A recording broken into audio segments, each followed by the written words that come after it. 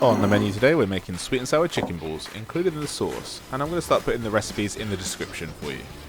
So you'll need these ingredients, but to start with we want these.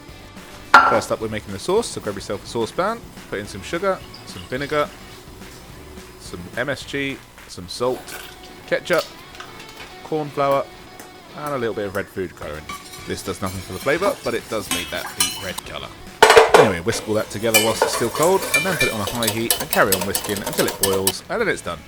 It should thicken like this. If it's too thick, just add some water. Now onto the chicken balls themselves, just grab yourself a bowl, throw in some corn flour, salt and MSG, give that a good mix together, and put to one side whilst we prep the chicken. You can make these as big or small as you want, but a chicken breast should get you at least 10 pieces, which makes you wonder why it's so expensive from the Chinese takeaway. Anyway, throw these into your seasoned corn flour and give them a good mix, and just put that to one side again whilst we make up our batter. So get yourself another bowl, put in some plain flour, corn flour, baking powder, a bit more salt and MSG, and give that a good whisk once it's dry.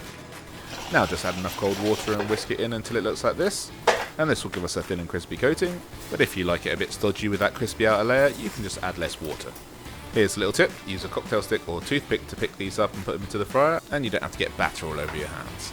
Anyway, speaking of fryers, turn yours on to 170, and when it's hot enough, drop all your chicken balls in. Make sure to remove the basket, or the batter will just cook around the basket and rip off when you try and remove them. Otherwise, give these 6 or 7 minutes or until fully cooked, and as you can see, you get plenty of scraps or scrumps, whatever you call those little bits as well. Either way, when they're done, you're going to take them out and drain them on some paper towel. And all that's left to do is put these on a plate, serve them with some of your sweet and sour sauce, and enjoy. See you next week.